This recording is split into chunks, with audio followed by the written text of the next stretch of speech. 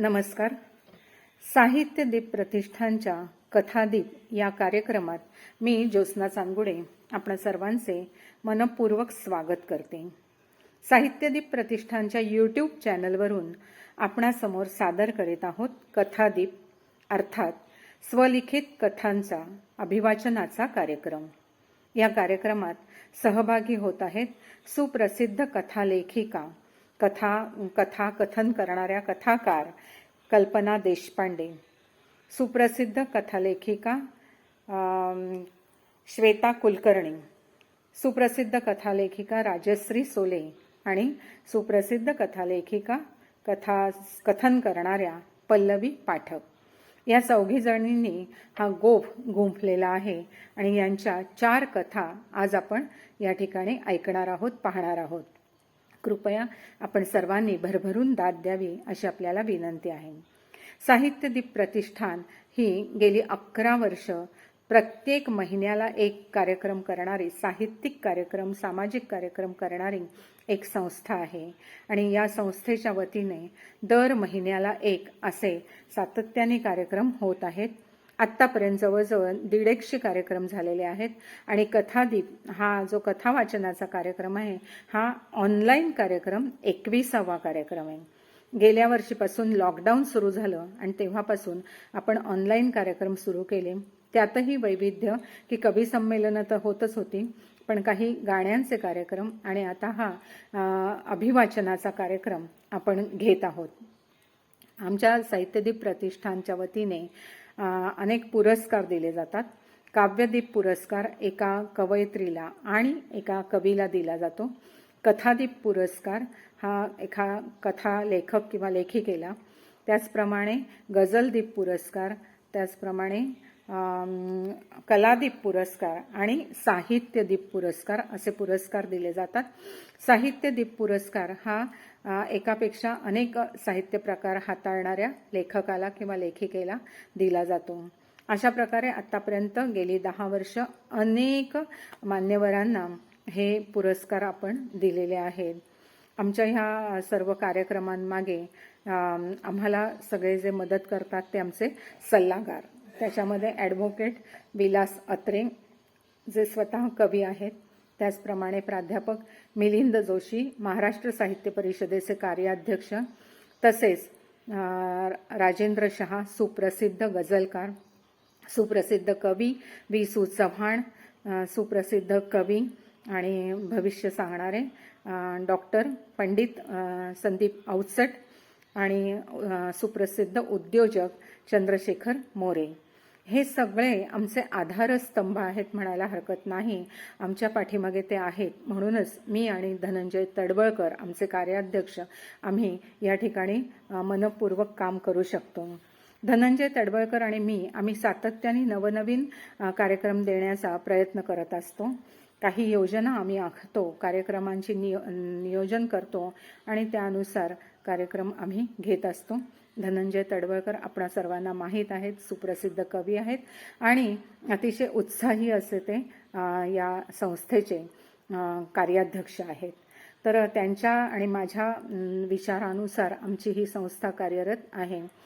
या कार्यक्रम करत असताना आमच्या मागे आमचे संचालक मंडळही सोबत असते आणि त्यामध्ये प्रतिभा पवार, माधुरी गयावळ, श्रीयुत गयावळ, उदय कुलकर्णी आणि विजय शेंडगे हेही आम्हाला सातत्याने मदत करत असतात आणि त्यामुळेच आम्ही अतिशय सुव्यवस्थित असे नियोजनबद्ध कार्यक्रम आपणासमोर ठेवत असतो. तर आज आपण याच मालिकेतला एक कार्यक्रम पाहणार आहोत, तो म्हणजे कथादीप. स्वलिखित कथांचे वाचन, अभिवाचन या ठिकाणी होणार आहे. आपण सर्वजण त्याचा आस्वाद घेऊया. सर्व रसिकांचे मी मनापासून स्वागत करते आणि त्यांचे आभारही मानते. या सर्व कथालेखिका यांनी एका फोन कॉलवरच होकार दिला आणि आपल्या कथा या ठिकाणी सादर केल्या. त्याबद्दल त्यांचेही मनापासून मी आभार मानते आणि यानंतर आपण पाहूया कार्यक्रम कथादीप, स्वलिखित कथांच्या अभिवाचनाचा कार्यक्रम. धन्यवाद.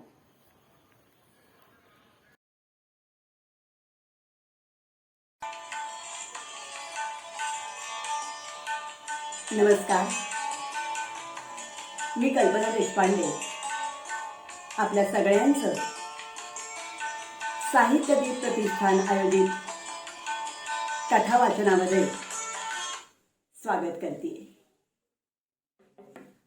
आज मी आपल्यासमोर स्वरचित कथा सादर करते.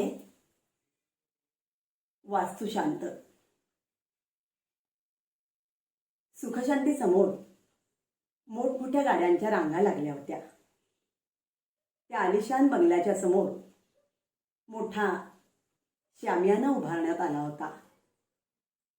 बंगल्याच्या समोरच्या विस्तीर्ण लॉनवर वेगवेगळ्या पदार्थांचे स्टॉल्स लावले गेले होते. बंगला रोषणाईने लखलखत होता. नव्या कोऱ्या बंगल्याचं ते रूप पाहणाऱ्याच्या प्रत्येकाच्या नजरेत उत्सुकता निर्माण करत होतं. बंगल्याचं बाह्य रूप तर देखणं होतंच, पण इंटिरियर, डेकोरेशन, प्रत्येक ठिकाणी केलेल्या अद्ययावत सुविधा, आतल्या सर्व वस्तू उंची होत्या. या सर्व गोष्टींवरून सुमेध आणि शांतीने घर किती कलात्मक दृष्टीने बांधलंय हे लगेच लक्षात येत होतं. भव्य दिव्य बंगल्याचं ते रूप पाहताना, त्याच्या आवारात शिरतानाच प्रत्येकाच्या तोंडून कौतुकाचे शब्द बाहेर पडत होते. वाह, किती छान, किती सुंदर, अप्रतिम. मानलं पाहिजे दोघांना. दोघांनी खरंच घर काय असतं हे आपल्याला दाखवून दिले, असंच प्रत्येकजण म्हणत होता. त्यांनी घर जितकं छान बांधलं होतं, तितकंच त्याच्या वास्तुशांतीनिमित्त आयोजित मेजवानीसाठी अगदी जातीने लक्ष घातलं होतं. नानाविध प्रकारचे देशी विदेशी पदार्थ मेजवानीसाठी होते. सगळ्या आप्त मित्रमैत्रिणींना त्याने अगदी आग्रहाने बोलवलेलं होतं. त्यांच्या स्वभावाने त्यांचा मित्रपरिवारही खूप मोठा होता. त्यांचा जनसंपर्क खूप मोठा होता. ते सर्वजण त्यांच्यावर खूप प्रेम करत होते आणि म्हणूनच त्यांनी भेटवस्तू घेणार नाही हे बजावून सुद्धा त्यांच्यासाठी मित्रपरिवाराने एक सरप्राईज आणलेलं होतं. 8:30 वाजले. सगळा मित्रपरिवार जमा झाला. टाळ्यांच्या गजरात त्यांनी आपल्या लाडक्या मित्राचं आणि वहिनींचं घराबद्दल अभिनंदन केलं. बंगल्यासमोरच्या लॉनवर मधोमध एक मित्र एक ट्रॉली घेऊन आला. त्यानं सुमेध आणि शांतीला डोळे मिटायला सांगितलं. सुमेध शांतीने पुन्हा एकदा अरे आम्ही भेटवस्तू घेणार नाही असं सांगितलं.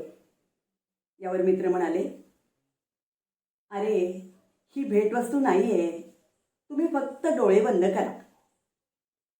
खरं तर 9 वाजायला आले होते. सुमेध आणि शांतीचं लक्ष सारखं घड्याळाकडे होतं. सर्व मित्रपरिवार आप्तेष्ट तर केव्हाच आले होते, पण यांचं लक्ष मात्र घड्याळाकडे होतं. अर्थात त्यांनी आपली चलबिचल कुणालाही दाखवून दिली नाही. त्यामुळेच मित्रांनी डोळे बंद करायला सांगितल्यावर ते थोडे बावरले.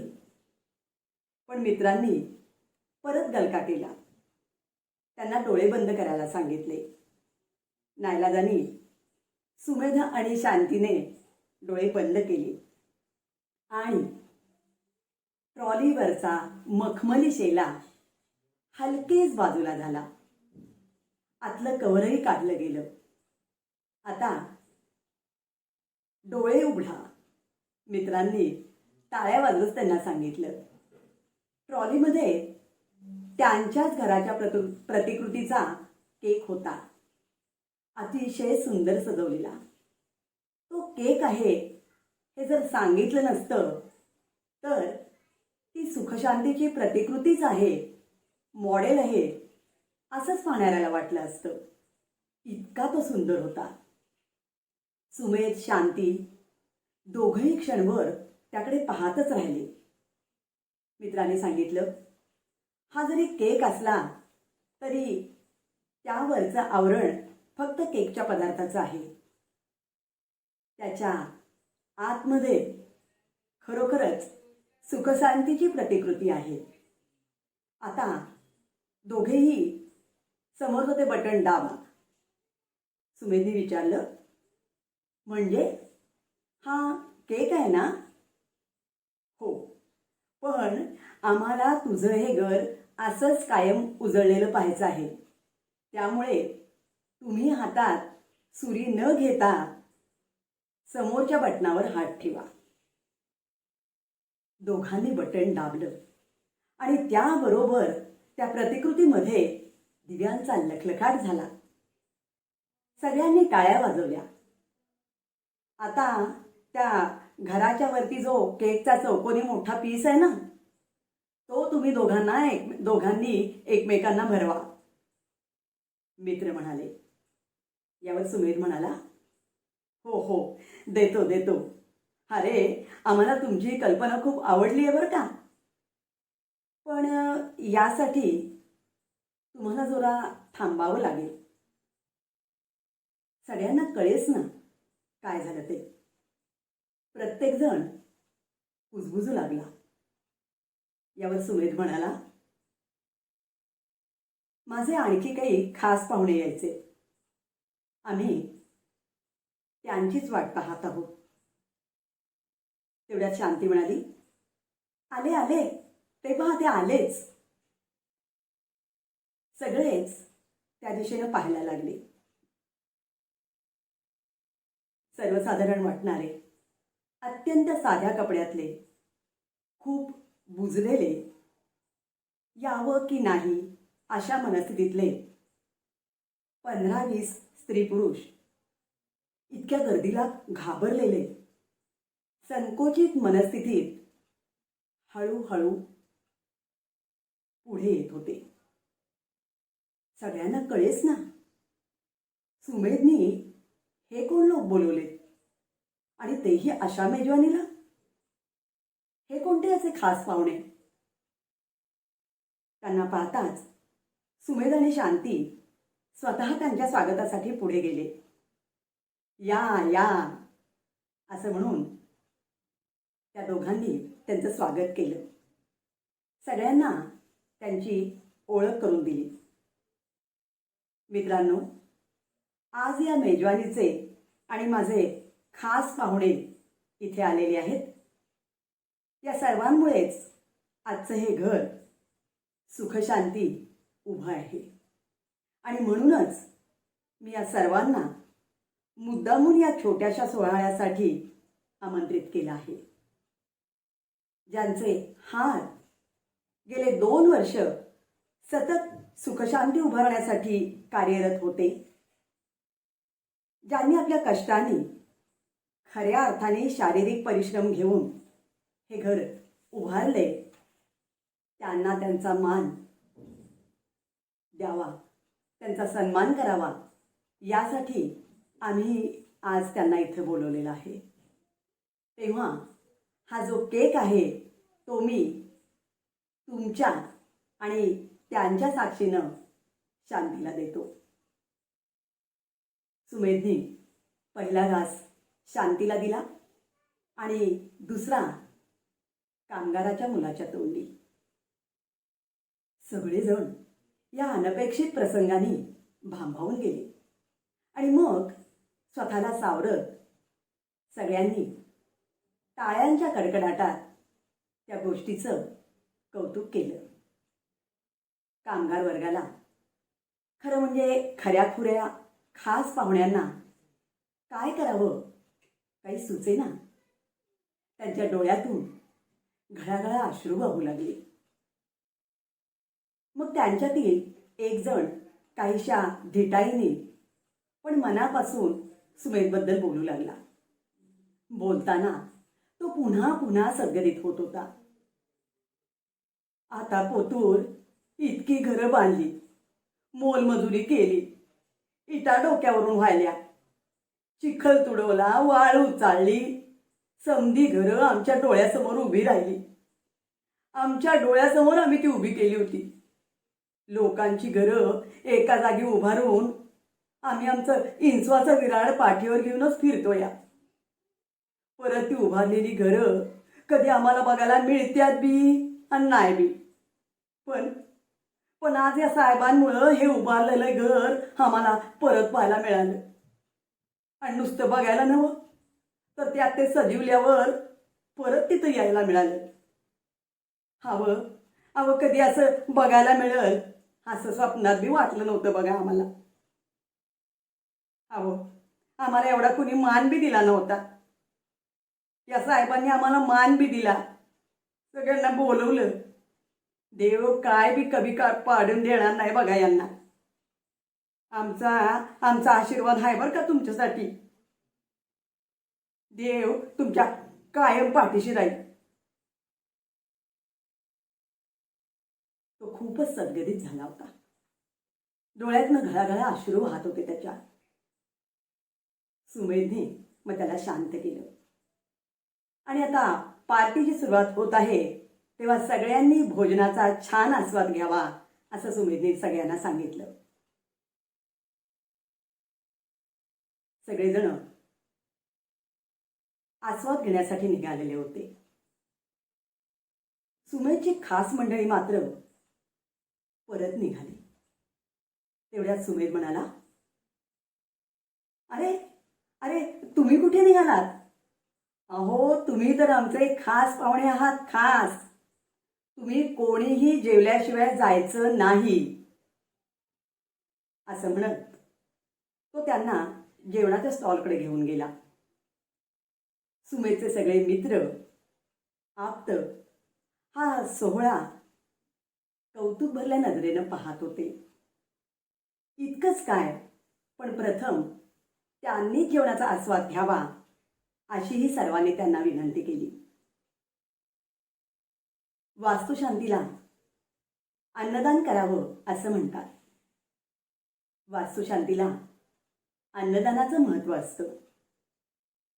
हे अन्नदान सत्पात्री झाल्याचं समाधान सुमेध आणि शांतीच्या चेहऱ्यावर होतं. समाधानाने तृप्त झालेल्या आपल्या त्या खास विशेष पाहुण्यांना उभयतांनी निरोप दिला आणि क्षणभर त्यांच्या पाठमोऱ्या आकृतीकडे पाहून ते दोघेही पुन्हा शामियानाकडे परत आले. धन्यवाद.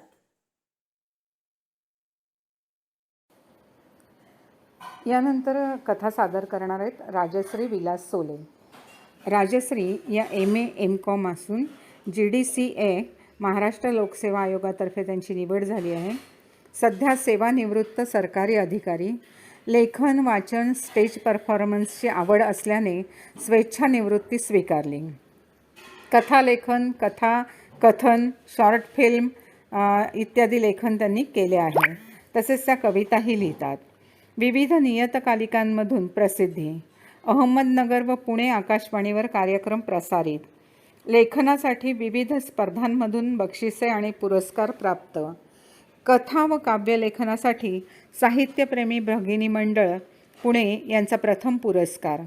मातीचे बैल या शॉर्ट फिल्मसाठी अंबर हडप यांच्या हस्ते प्रथम पुरस्कार. तसेच रघुराज निर्मित सिग्नेचर फिल्मसाठी ब्ल्यू एंटरटेनमेंट ठाणे यांचा लेखनासाठीचा विशेष पुरस्कार. पौराणिक, ऐतिहासिक, कौटुंबिक, सामाजिक अशा विविध विषयांवर लेखन, काव्यवाचन आणि कथा अभिवाचनाचे स्वतंत्र कार्यक्रम त्या करतात. सध्या बोलकी भिंत या साहित्यिक पेजवर लेखन चालू आहे. लोकमत सखीमंच यांचा द्वितीय पुरस्कार हा महत्त्वाचा पुरस्कार मिळाला आहे. तर आता आपण ऐकूया राजश्री सोले यांची कथा. खंत. येईल ना रे आपला आणि परत. कुठे गेला असेल? नीलाने रडतच अभयकडे पाहत म्हटलं. अभयने नुसतीच होकारार्थी मान हलवली. पण आता त्याचाही धीर सुटत चालला होता. आत्तापर्यंत त्याला आशा वाटत होती की गेला असेल मित्राकडे, येईल परत. काल त्या दोघांशी भांडण करून तो घर सोडून निघून गेला होता. अनिरुद्ध, नीला आणि अभयचा एकुलता एक लाडका पण लाडावलेला नव्हे असा मुलगा. कॉलेजच्या शेवटच्या वर्षाला शिकत होता. दिसायला देखणा, अतिशय हुशार आणि खरोखरच सर्व गुण संपन्न म्हणता येईल असा.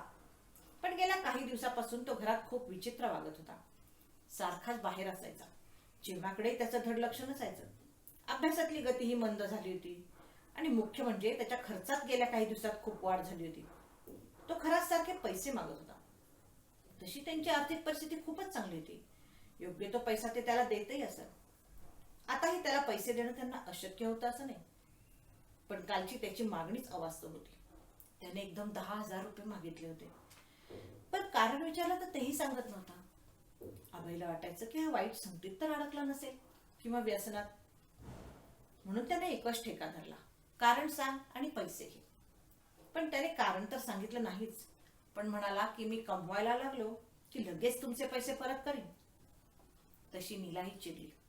कधी नव्हे ती त्याला खूप बोलली. अभयला उलट बोलला म्हणून तिनं रागाच्या भरात हातही उगारला. शेवटी डोळ्यातलं पाणी निपटून परत येणार नाही म्हणत तो निघून गेला. त्यांनी अडवलं, नीलाने चुकलं म्हटलं, पण तो थांबला नाही. डोक्यातला राग गेला की येईल परत असं त्यांना वाटलं. पण 24 तास उलटून गेले तरीही तो परत आला नाही. तसं काल त्यांनी त्याच्या ठराविक मित्रांकडे फोनही केले, पण तो कुठे गेला हे कुणालाच माहित नव्हतं. सकाळपासून एक कप चहा खेरीज दोघांनी काहीही घेतलं नव्हतं. नीला तर सारखी देवाची प्रार्थना करत होती, पण अनिची चाहूल लागत नव्हती. पोलिसात जायचं त्यांनी शक्यतो टाळलं होतं. पण नीलाने जेव्हा शंका उपस्थित केली, तू जीवाचं काही बरं वाईट तर नाही ना करून घेणार, तेव्हा मात्र पोलिसात तक्रार नोंदवण्याचा त्यांचा आता विचार पक्का झाला होता. एवढ्यात दरवाजा वाजला. अभय तीरासारखा दरवाजाकडे धावला. त्याने दरवाजा उघडला आणि दारात एका अनोळखी व्यक्तीला पाहून तो गोंधळून गेला. पाठोपाठ नीलाई आली. आपण मिस्टर अभय राजोपाध्ये? त्या गृहस्थांनी विचारलं. अभयने नकळत मान हलवली. अनिरुद्ध आपलाच मुलगा ना? हो, त्याचं काय? त्याने घाईने विचारलं. त्यांना आत बोलावण्याचंही त्याला सुचलं नाही. शेवटी नीलाच म्हणाली, या ना, आपण अगोदर आत या. तसा अभय ओशाळून दारातून बाजूला होत म्हणाला, सॉरी, इट्स ऑल राईट. ते म्हणाले, नमस्कार, आपण बसा ना. पण मी आपणच ओळखलं नाही. अभय म्हणाला, मी सत्यप्रकाश गायकवाड. किंचित हसत ते पुढे म्हणाले, आपला परिचयच नाही तर तुम्ही मला कसं ओळखणार? पण मी तुम्हाला ओळखतो. म्हणजे मी तुम्हाला लांबून पाहिलंय. खरं तर मी यापूर्वीच तुम्हाला भेटायला येणार होतो, पण माझा धीरच झाला नाही. शिवाय असं वाटलं की मी काही सांगितलं तर तुम्हाला आवडेल की नाही, कदाचित तुम्ही माझ्यावर विश्वासही ठेवणार नाही, गैरसमजही करून घ्याल. पण आज मात्र मी ठरवलंच की तुम्हाला भेटायचं आणि सगळं खरं सांगून टाकायचं. नीला पाणी आणण्यास आत गेली. तेवढ्यात अभयनं विचारलं, आपण अनिला कसं ओळखता? त्याच्या बाबतीत काही विपरीत तर घडलं नाही ना? त्यानं काही आगळीक तर केली नाही ना? हे विचारताना त्याच्या चेहऱ्यावर घाम डवरून आला होता. त्या गृहस्थांच्या तोंडून अनिविषयी काहीही ऐकण्यास तो अगदी अधीर झाला होता. तितकीच नीलाही. भांडण झाले असले म्हणून काय झालं? आणि त्यांच्या काळजाचा तुकडा होता. आता या क्षणाला आणि कुठे असेल याची काळजी त्या दोघांच्याही चेहऱ्यावर स्पष्ट उमटली होती.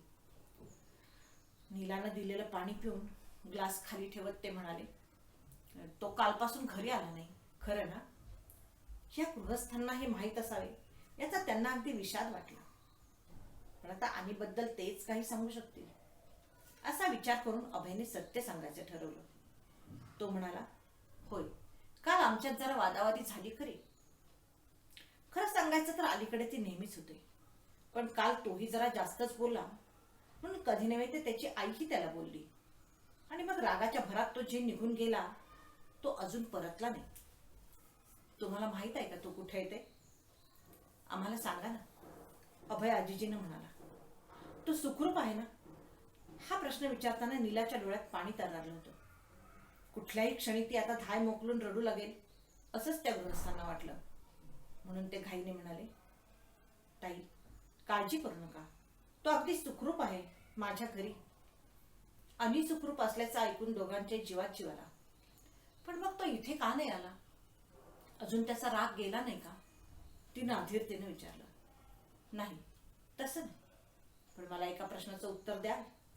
अभयने मान डोलावली.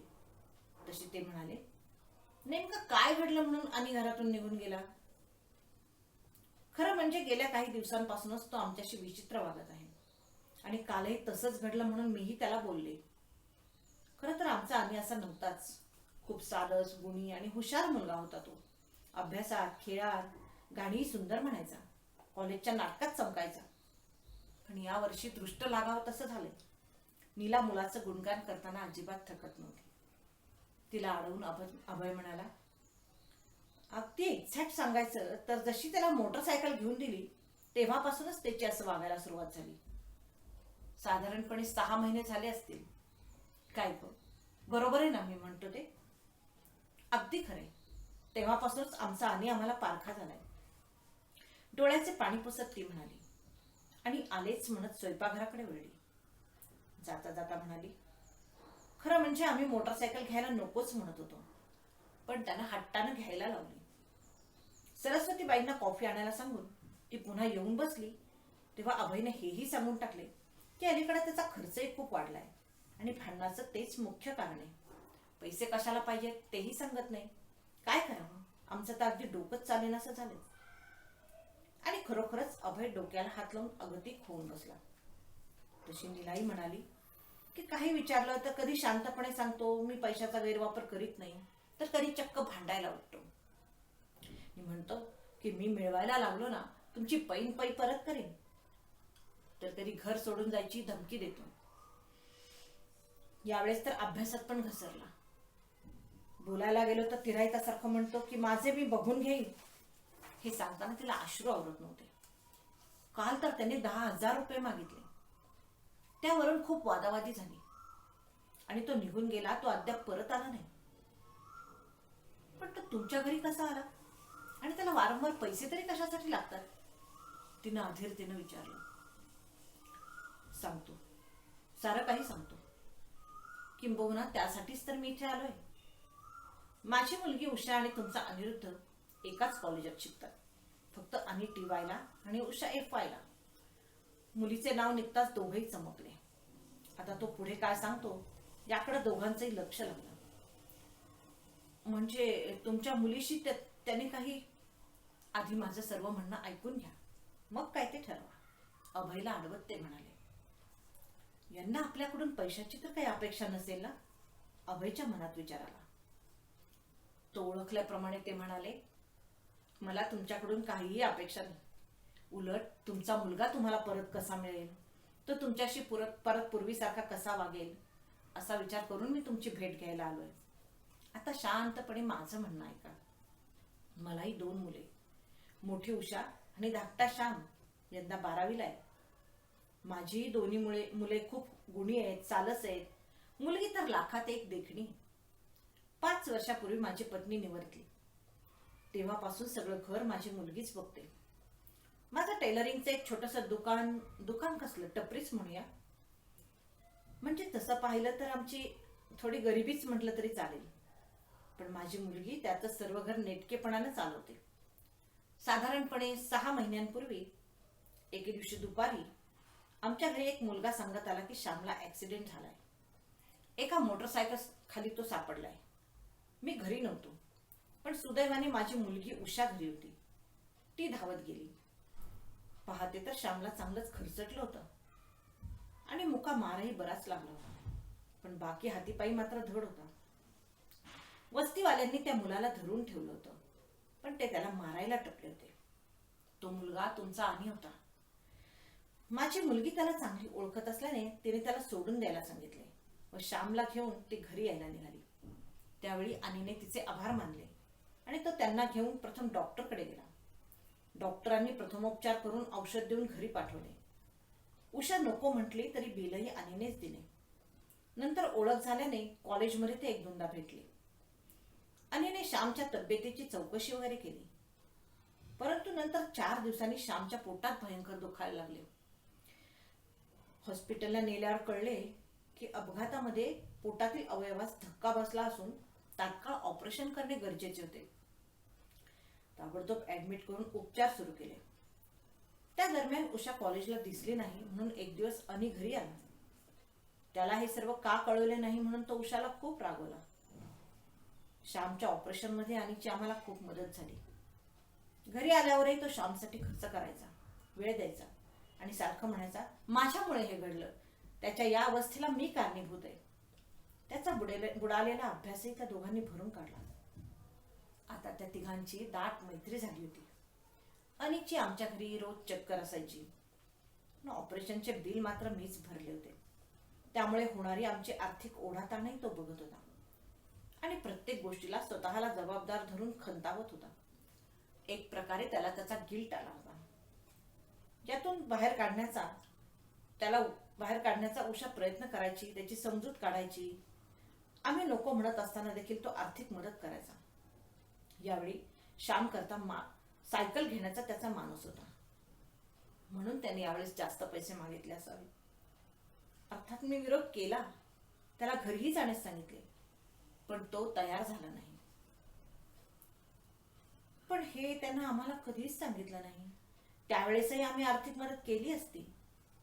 आताही आपण अनीच्या इच्छेप्रमाणे त्याला हवी तशी सायकल श्यामला घेऊन देऊ, पण हानीला घरी येऊ दे. नीला हसत म्हणाली, सायकलचं काही विशेष नाही, पण मला सांगायचे ते वेगळंच. सत्यप्रकाश संकोचत म्हणाले. अभयच्या मनावरचा ताण आता कमी झाला होता. त्यामुळे सैलावत तो म्हणाला, बोला ना सत्यप्रकाशजी, तुम्ही आमच्या मनावरचे ओझे हलके केले आहे. काय म्हणायचंय तुम्हाला? मला आता वेगळाच संशय यायला लागलाय.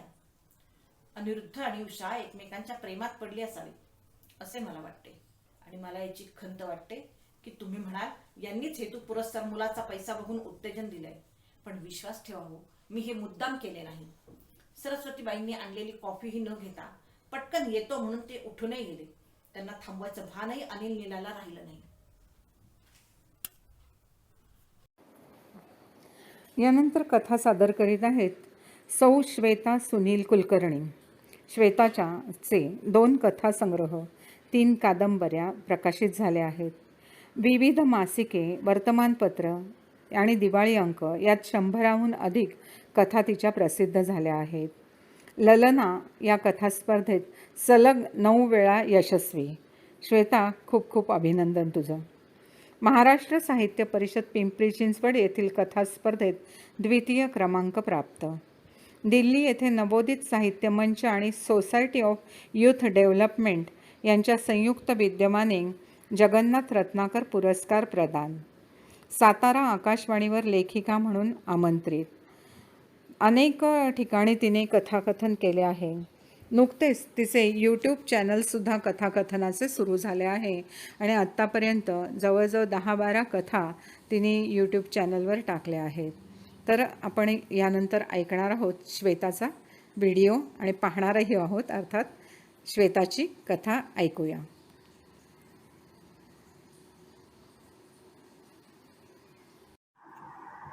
नमस्कार. साहित्यदीप प्रतिष्ठानच्या कथावाचन उपक्रमामध्ये मी सौ श्वेता सुनील कुलकर्णी माझी स्वरचित कथा सादर करीत आहे. कथेचे शीर्षक आहे कबुली. पद्मा छानपैकी आळसावून पलंगावर झोपण्याचा प्रयत्न करीत होती, पण झोप काही येत नव्हती. कालपर्यंत तिने ठरवलं होतं परीक्षा संपली की मस्त झोपायचं आणि पेपर्सचा विचार अजिबात करायचा नाही. तर आता उलट होत होतं. परीक्षेचाच विचार डोक्यात येत होता आणि झोप काही येत नव्हती. खिडकीतून एकीकडे तिला काकींची धावपळ दिसत होती. मधुराताई आज बंगलोरला सेमिनारसाठी जाणार होती ना. मधुराताई म्हणजे तिची चुलत बहीण. ती डॉक्टर होती आणि मधुरापेक्षा काकीच घाईत जास्त दिसत होत्या. तरीही त्या घाईत त्यांनी पद्माला हाक मारली.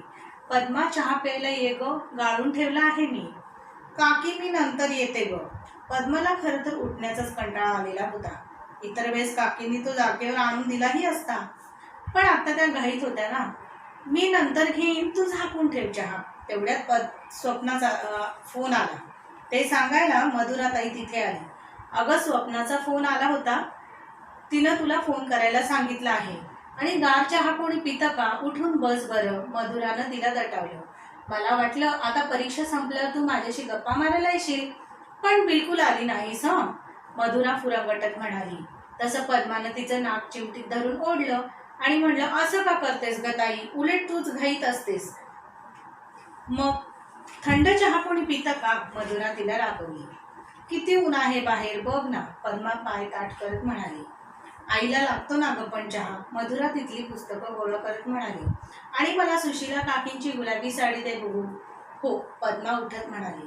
काकींनी चहा परत गरम केला आणि पद्माला चहा आणून देत त्यांनी सुशीला बहिणींचा फोन येऊन गेल्याचं सांगितलं. अगं तू झोपली होतीस, आईचा फोन येऊन गेला तुझ्या. कधी येणार आहे आई? अजून 4-5 दिवसांनी येईल. म्हणजे मामानं थांबवून घेतलंच वाटतं.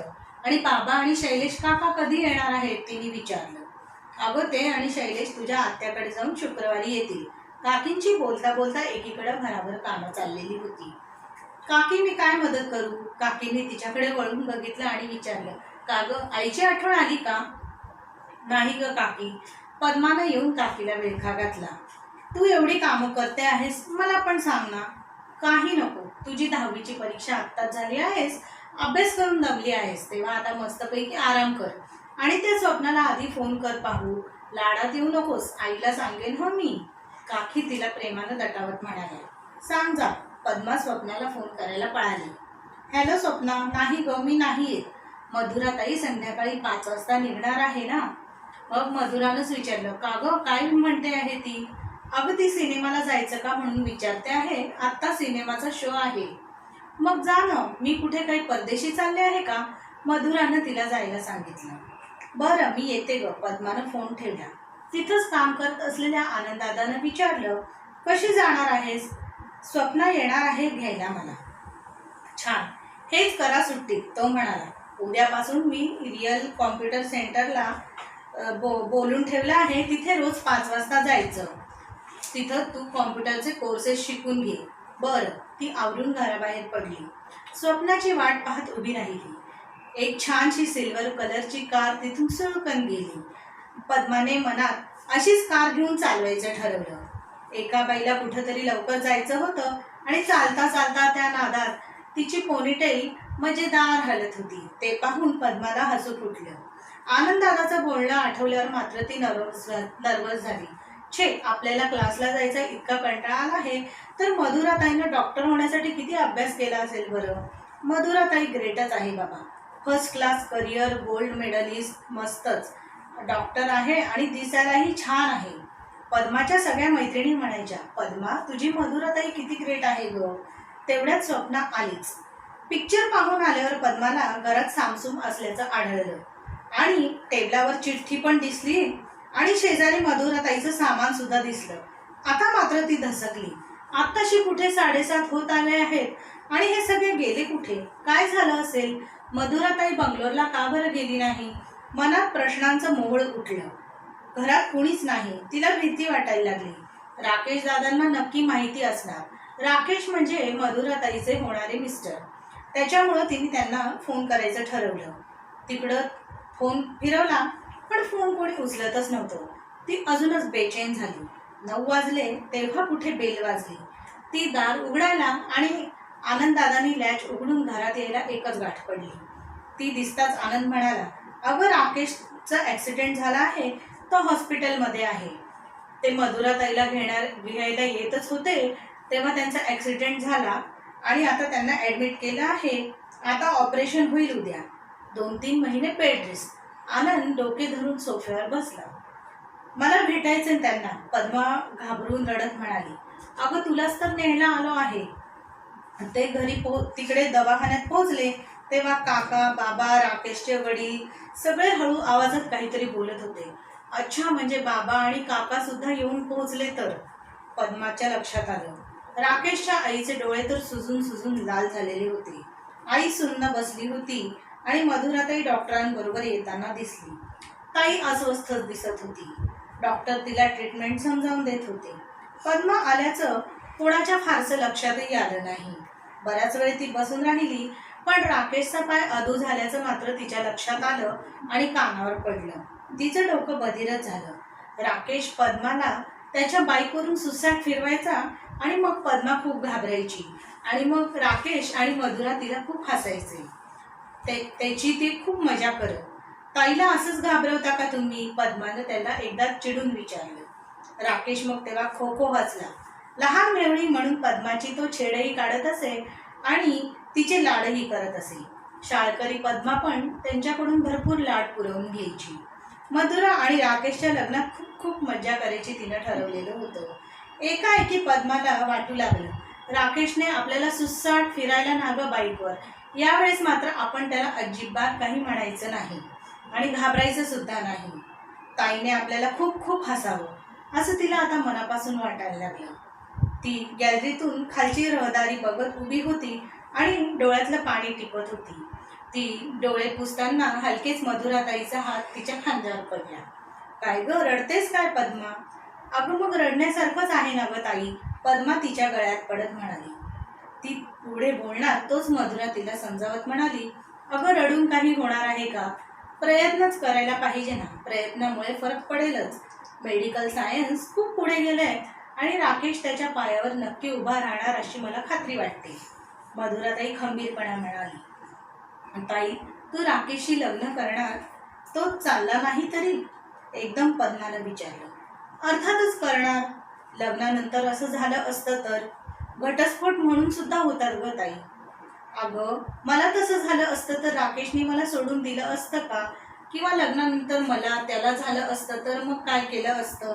वेडाबाई, अशा प्रसंगांना ताकदीनं सामोरं जायचं असतं आणि अशा वेळेसच तर साथीदाराला आधार हवा असतो ना. तुझ्या ताईमध्ये ही धमक आहे. नक्कीच. पद्माला मधुराविषयी अजूनच अभिमान वाटू लागला आणि ती अजून ग्रेट असल्याची खात्री पटली. आपणही मधुराताईसारखं व्हायचं अशी तिने मनाला कबुली दिली. धन्यवाद. पुढची कथा सादर करणार आहे पल्लवी पाठक. पल्लवीचे कथाकथनाचे कविता अभिवाचनाचे अनेक कार्यक्रम झाले आहेत. FM रेडिओवर तसेच संस्कार भारतीच्या पुणे केंद्रावर तिने कथाकथन केले आहे. कार्यक्रमाचे निवेदन आणि सूत्रसंचालन ती अतिशय उत्तम असं करते. ऑनलाईन बुक आणि स्टोरीज भावदर्पण तर्फेही तिने कथावाचनाचे कार्यक्रम आजपर्यंत केले आहेत. सूत्रधारमध्ये दीनानाथ नाट्यगृह पार्ले येथे श्वास चित्रपटाच्या लेखिका डॉक्टर माधवी घारपुरे, अभिनेत्री अनुपमा ताकमोगे यांच्यासह कथाकथन कार्यक्रमासाठी तिला निमंत्रित करण्यात आले. त्या ठिकाणी तिने सहभागही घेतला होता. मराठी भाषा संवर्धन समितीचा तर्फे सुद्धा ती निमंत्रित. ऐकूया तिची कथा यानंतर. नमस्कार. साहित्यदीपच्या कथा अभिवाचन या उपक्रमात मी पल्लवी पाठक माझी एक स्वलिखित कथा आपल्यासमोर सादर करणार आहे. कथेचं नाव आहे युद्ध. अनिकेतनं लष्करात भरती होण्याचा निर्णय घरात जाहीर केला. अविनाशचा त्याला अर्थात पाठिंबा होताच, कारण कर्नल अविनाशच्या पावलावर पाऊल ठेवून त्याचा मुलगा देशासाठी प्राणपणानं लढणार यांनी या कल्पनेमुळे त्याचा ऊर अभिमानानं भरून आला होता. अनिता मात्र त्याच्या या निर्णयामुळे किंचित अस्वस्थ झाली. त्याच्या निर्णयावर त्याचं सबंध भवितव्य अवलंबून होतं. नाईलाजानं ती त्या दोघांच्या मताशी सहमत झाली, पण मन चिंती ते वैरी न चिंती अशी तिची अवस्था झाली होती. आपल्या मुलांनी एखाद्या चांगल्या कंपनीत नोकरी करावी किंवा स्वतःची फॅक्टरी सुरू करावी अशी तिची इच्छा होती. अनिकेतच्या या निर्णयामुळं नकळत तिचं मन भूतकाळात गेलं.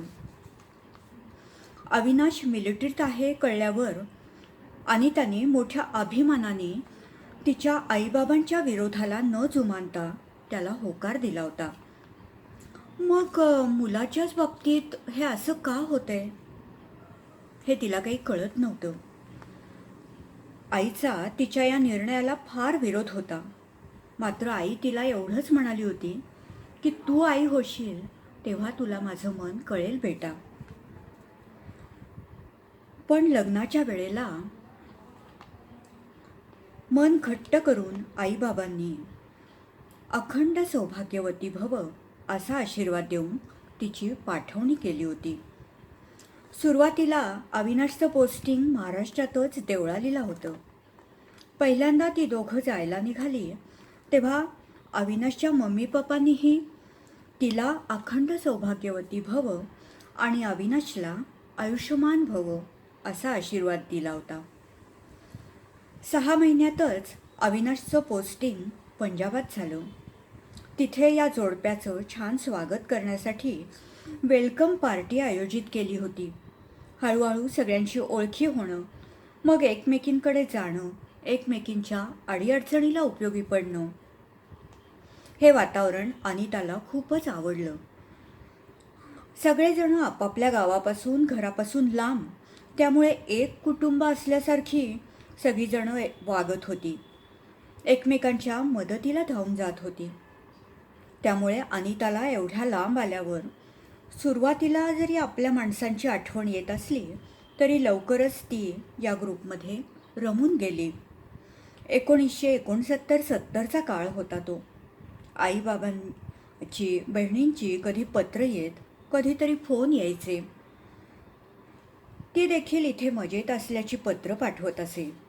तिच्या घरी पार्टी झाली त्याचं रसभरीत वर्णन पत्रानं तिनं कळवलं होतं.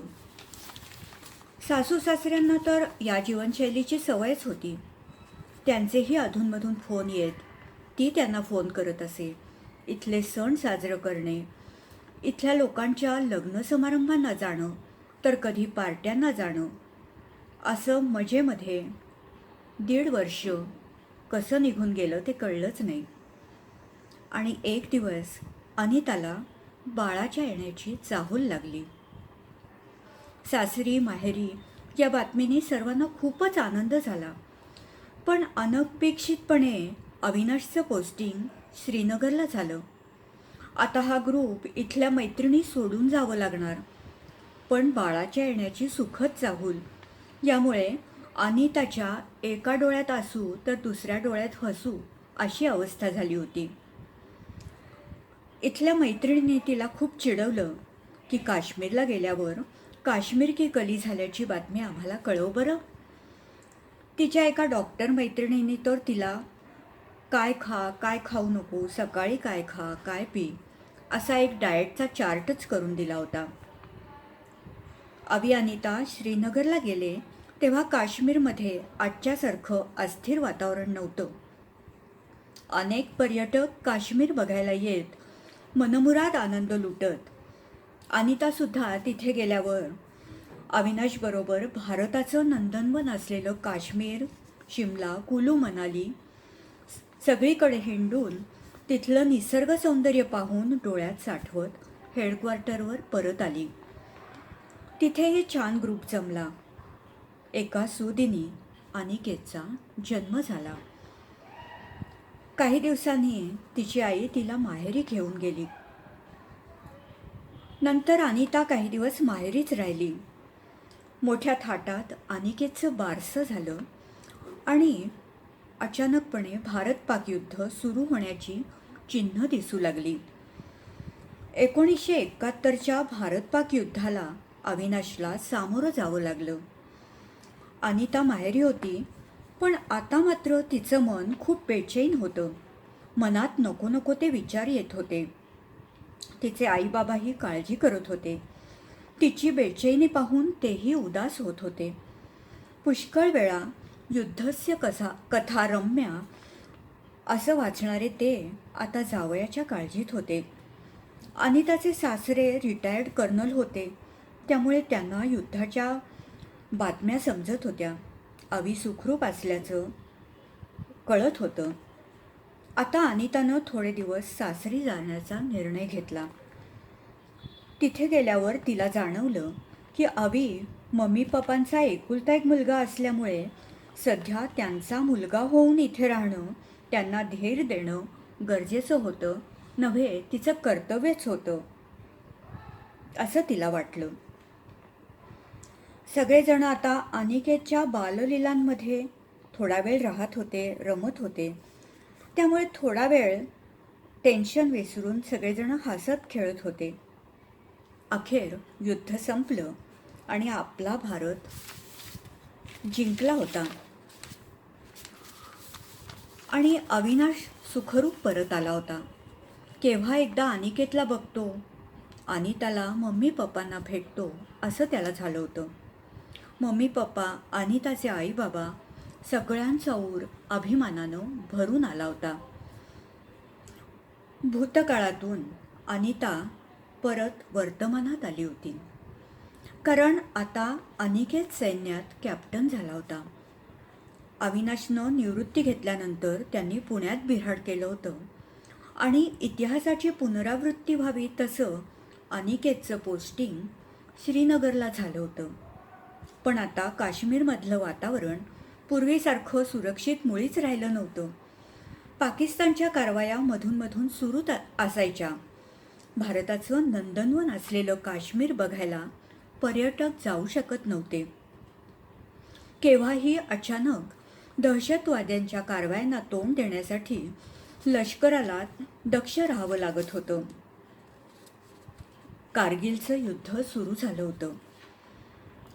आता काळ बदलला असला तरी आता ती मातेच्या भूमिकेत होती. आता तिला तिच्या आईचं बोलणं आठवलं होतं. टीव्हीवर बातम्या पाहता येत होत्या.